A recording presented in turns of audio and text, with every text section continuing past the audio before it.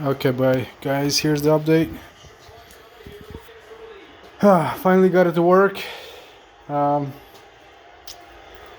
so again, this is a Craftsman 30-inch wide. Originally came with a 357 motor that blew a rod. Alright, so let's begin with this first. I guess this is a Husqvarna 414 cc.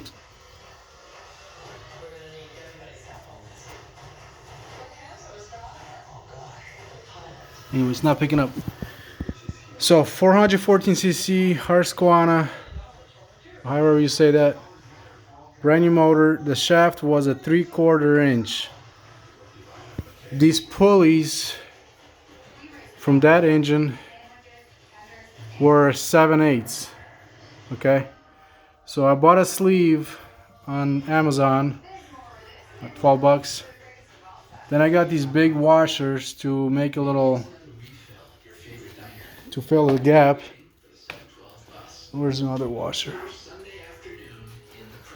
Bought these washers right here. They're about an 1/8 inch thick. Fit perfect. So that pretty much simulates that little raised area right there. Right there. Alright, so anyways, got the two washers. We got a sleeve to fit the 3/4 inch bore shaft. I did not need to use this key because my pulleys were keyed already. They had keys in it, and the keys were just long enough. Now I haven't tried it out yet, but the keys were long enough to fit into that 3/4 inch shaft. Okay, so far everything bolts out pretty good. The holes for the mounting bracket did not match up, so the two holes right there. So I ended up making a little template of the bottom of the engine with the holes in it, and then I laid that obviously on a unit. I also put the motor on the snowblower, marked it exactly where I wanted the pulleys to line up. Okay, I mean they're not perfect, but they'll do. And then once I got the pulleys to line up, I marked the snowblower where the engine sits. Then I took the template, put on those marks, pounded the holes, stamped the holes, drilled them out, the step drill. And then I went and got some grade 8 bolts from the bottom, bolted it up. So the engine is on there, hopefully good. And I haven't fired it up or anything yet, but just wanted to give you guys an idea of what everything goes into it. It's possible it is a big headache, but they do have sleeves from a 3/4 inch to a 7/8 inch pulleys. Okay, and then just mounted this little tensioner into that hole right there. There's a little spring that sits on this nut right there. I don't know if you guys can see the spring. It's like a little wire. And I got this all mounted up. So the rest is just putting the covers on, putting that back on.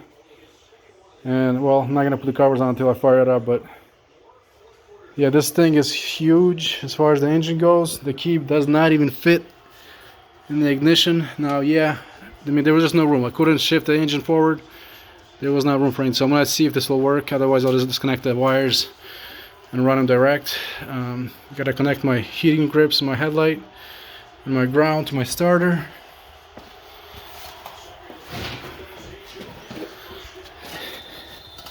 Ground's gonna go right there. And then these two will plug in into that guy. If not, I'll just wire them up. Fill the engine up with oil and see what it does. Again, just making a quick update video. It's doable. I was really concerned because I needed to make this spacing a little bit to pull the shaft forward. or pull it, just to prevent this pulley from splitting, because both of these pulleys split in half. So if there's not enough tension between, the back wall, the pulleys, and this bolt right here, which I had to buy a bigger bolt because my original bolt was too short.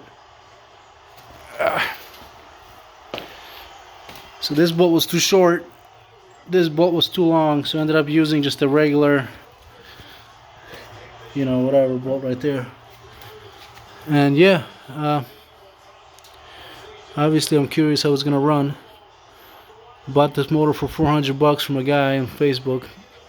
Looked like it was brand new, never ran, so he had it sitting on the shelf for a couple of years. So we'll see what happens. But it's a big boy, dual exhaust. I mean, single exhaust but dual tip. Yeah. Give it a whirl. I mean, it wasn't easy, but it's definitely doable. And I'm doing it right here in my garage. So the parts from the original motor, exhaust, the head. And this is what happened with this guy. 2 giant holes. Good piston, good cylinder, but the housing is smashed, so the rod gave out.